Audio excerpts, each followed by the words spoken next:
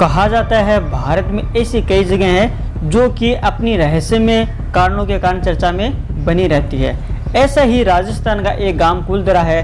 कहा जाता है ये गांव पिछले कई वर्षों से वीरान पड़ा है। ऐसा क्या हुआ कि यह गांव एक रात में ही वीरान हो गया और गांव के सभी लोग यहाँ से गायब हो गए और कहाँ गए इसका कोई भी पता नहीं चला।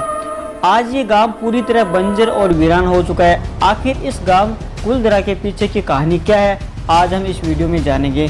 तो दोस्तों, सबसे पहले आप हमारे चैनल को सब्सक्राइब कर लीजिए और बेल आइकन को प्रेस कर लीजिए ताकि हमारे आने वाली वीडियो की नोटिफिकेशन आप तक पहुंच जाए। वीडियो पर कमेंट करना ना भूलें और वीडियो को ज़्यादा से ज़्यादा आपको शेयर करना है और इस वीडियो पर कम से कम आपको 1000 लाइक वो करवाना है। मुझे उम्मीद है ये आप ज़रूर करवाएंगे। तो आइए अब हम जानते हैं इस वीरान पड़े कुलधरा गांव की असली कहानी क्या है। दोस्तों, राजस्थान का कुलधरा गांव आज बंजर और वीरान पड़ा है। आज यहाँ जाएंगे तो यहाँ पड़े खंडर आज इस बात की गवाही देते दिखाई आपको देंगे, जो अचानक एक सुंदर से गांव को वीरान में बदल दिया। ये कुलधरा गांव आज जिस हालात में है ऐसा पहले कभी नहीं था। दोस्तों, आज से लगभग 200 वर्ष पहले ये कुलधरा गांव हंसते खेलते लोगों से भरा पड़ा हुआ था। यहाँ पर भी हमारी तरह इंसान रहते थे और उनका भी एक परिवार था।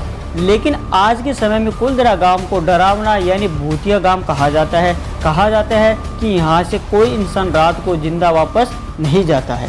यहाँ पर रहने वाले आसपास के लोगों का कहना है कि यहाँ भूत रहता है। रात को यहाँ कभी चूड़ियाँ खनकने की आवाज़ आती है तो कभी बच्चों की रोने की आवाज़ आती है। कहा जाता है कि यहाँ पर शाम होने के बाद कोई भी इंसान नहीं आता है। आदमी तो दूर की बात है, यहाँ को गार्ड या पुलिस भी नहीं रहता है। दोस्तों, इतिहासकारों के हिसाब से सन 1991 में जैसलमेर से करीब 18 किलोमीटर दूर कुलधरा गांव को पालीवाल ब्राह्मण ने बसाया था। यहाँ पर 84 गांव के लगभग 600 घर एक साथ मिलजुल कर रहते थे। यहाँ के लोग एकता में विश्वास करते थे। यहाँ गर्मियों में भी ठंडी ठंडी हवाएं चलती थी। अब फिर भी बात आती है कि ये जो गांव है कुलधरा ये वीरान क्यों हुआ, तो इसके बारे में हम जानते हैं। तो दोस्तों, ये सब हुआ सालिम सिंह की वजह से। सालिम सिंह जैसलमेर का दीवान था, कुलधरा गांव में उनके हिस्से में आता था। ये सालिम सिंह बहुत ही क्रूर आदमी था, लेकिन इसके क्रूर होने के पीछे भी एक कहानी छुपी हुई थी। जब सालिम सिंह 11 साल का था तब उसने अपने पिता को गला काट कर मार दिया और उनके पिता जैसलमेर के सोने के किले के दीवान थे, यानी सोनार का किला हम बोलते हैं, उसके दीवान थे। इसी घटना के बाद सालिम सिंह बहुत ज़्यादा क्रूर बन गया और तब से ही सालिम सिंह के मन में सोनार किले को हासिल करने की बात आ गई और इसी कारण अपने किले को सोनार किले से काफ़ी दूरी पर बनवाया। उस किले की ऊंचाई सोनार किले की ऊंचाई से ज़्यादा थी। अब जाहिर सी बात है दोस्तों कि राजा ये बात कैसे मान ले कि राजा का महल उसके महल से ऊंचा हो। इसलिए सोनार किले के राजा ने सालिम सिंह के किले के ऊपर के 2 मंजिल तोड़वा दिए। दोस्तों, आपको बता दूं, सालिम सिंह औरतों में भी बहुत ज़्यादा बदनाम था। यही कारण है कि औरतें उनके महल की तरफ जाना पसंद भी नहीं करती थी।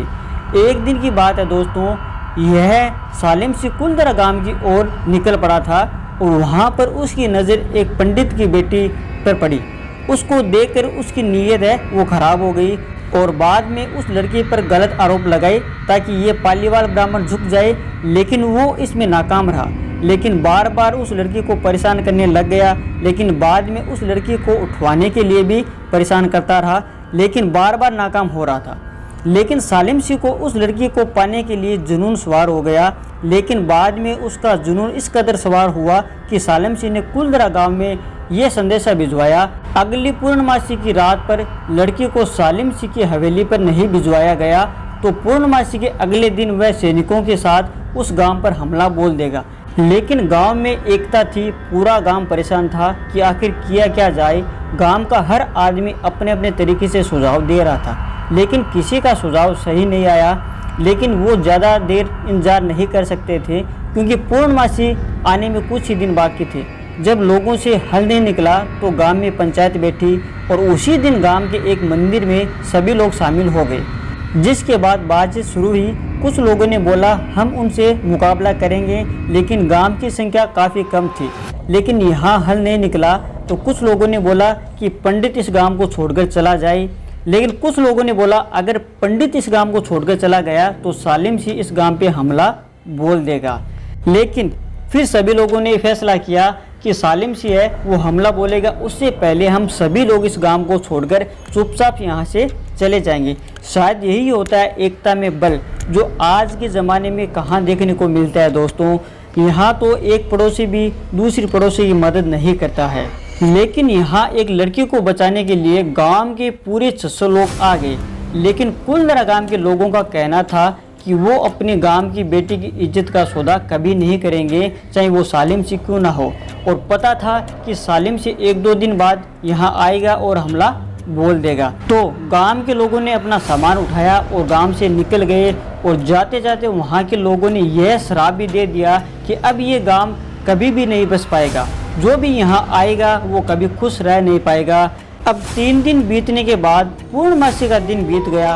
अब सालिम सिंह गुस्से में कुलदरा गांव की तरफ बढ़ता है और वहां पहुंचते सालिम सिंह के होश और आवाज़ उड़ जाते हैं, क्योंकि उस गांव में सन्नाटे के अलावा और कुछ भी नहीं था। पूरा गांव खाली था। वो पूरे गांव की तलाशी लेता है पर उसे एक भी आदमी दिखाई नहीं देता है। सालिम सिंह ने बहुत कोशिश की लेकिन वहाँ पे कोई नहीं मिला। फिर सालिम सिंह वहाँ बसने की कोशिश की, शायद वो गांव के लोग हैं यहाँ पे वापस आ जाएं, लेकिन वहाँ पर उसे परेशानी के अलावा कुछ भी नहीं मिलता है। कभी भी उनके साथ कुछ भी कार्य सही नहीं हुआ।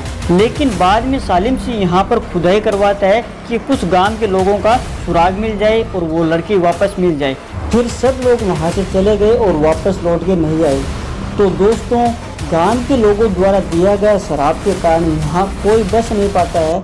माना जाता है कि यहाँ पर रात को रुकने वाले लोगों की अगली सुबह नहीं हो पाती है और लोग यहाँ आने पे डरते हैं, क्योंकि अभी भी यहाँ गांव तब से बिल्कुल वीरान पड़ा है, एकदम बंजर है और कोई भी यहाँ रात को आता नहीं है और ना ही रुक पाता है। तो दोस्तों, ये पूरी कहानी थी कुलदरा गांव की, जो राजस्थान में स्थित है। आपने ये कहानी सुनी तो होगी, क्या आपने सुनी है आप कमेंट में ज़रूर बताएं। और कौन कौन लोग यहाँ पे आके गए हैं वो भी आप कमेंट बॉक्स में हमें ज़रूर बताएं।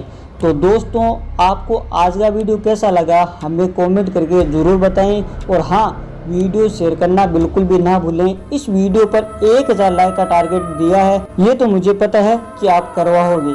वीडियो अगर अच्छा लगा है तो चैनल को अभी सब्सक्राइब कर लेंगे। हमारे चैनल पे ऐसे वीडियो आते रहेंगे। और हाँ, बेल आइकन को दबा देना ताकि हमारी हर वीडियो की नोटिफिकेशन आप तक पहुंच जाए।